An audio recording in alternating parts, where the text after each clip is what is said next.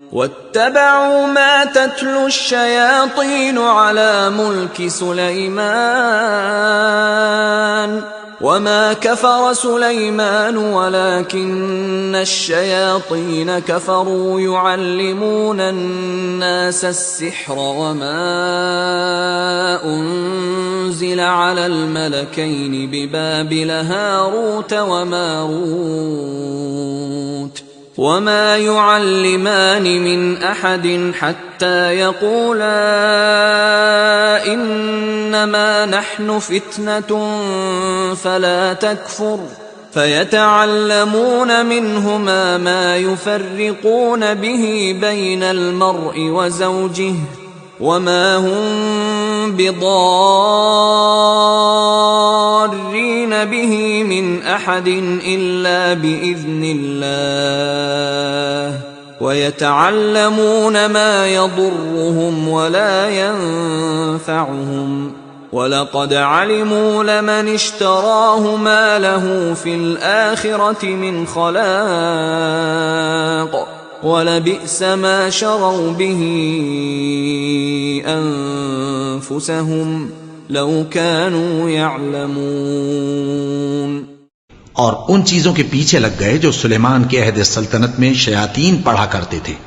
اور سلیمان نے مطلق کفر کی بات نہیں کی بلکہ شیطان ہی کفر کرتے تھے کہ لوگوں کو جادو سکھاتے تھے، اور وہ یعنی بنی اسرائیل ان باتوں کے بھی پیچھے لگ گئے جو شہر بابل میں دو فرشتوں یعنی ہاروت اور ماروت پر اتری تھیں، اور وہ دونوں کسی کو کچھ نہیں سکھاتے تھے جب تک یہ نہ کہہ دیتے کہ ہم تو ذریعہ آزمائش ہیں، تم کفر میں نہ پڑو۔ غرض لوگ ان سے وہ چیز سیکھتے جس سے میاں بیوی میں جدائی ڈال دیں، اور اللہ کے حکم کے سوا وہ اس چیز سے کسی کا کچھ بھی نہیں بگاڑ سکتے تھے، اور کچھ ایسے منتر سیکھتے جو ان کو نقصان ہی پہنچاتے اور فائدہ کچھ نہ دیتے، اور وہ جانتے تھے کہ جو شخص ایسی چیزوں یعنی سحر اور منتر وغیرہ کا خریدار ہوگا اس کا آخرت میں کچھ حصہ نہیں، اور جس چیز کے عوض انہوں نے اپنی جانوں کو بیچ ڈالا وہ بری تھی، کیا اچھا ہوتا جو وہ اس بات کو جانتے۔ وَلَوْ أَنَّهُمْ آمَنُوا وَاتَّقَوْا لَمَثُوبَةٌ مِّنْ عِندِ اللَّهِ خَيْرٌ لَوْ كَانُوا يَعْلَمُونَ۔ اور اگر وہ ایمان لاتے اور پرہیزگاری کرتے تو اللہ کے ہاں سے بہت اچھا صلہ ملتا، کیا اچھا ہوتا جو وہ اس سے واقف ہوتے۔ يا أيها الذين آمنوا لا تقولوا راعنا وقولوا انظرنا واسمعوا وللكافرين عذاب أليم۔ اے اہل ایمان، گفتگو کے وقت پیغمبر صلی اللہ علیہ وآلہ وسلم سے راعنا نہ کہا کرو، انظرنا کہا کرو، اور خوب سن رکھو،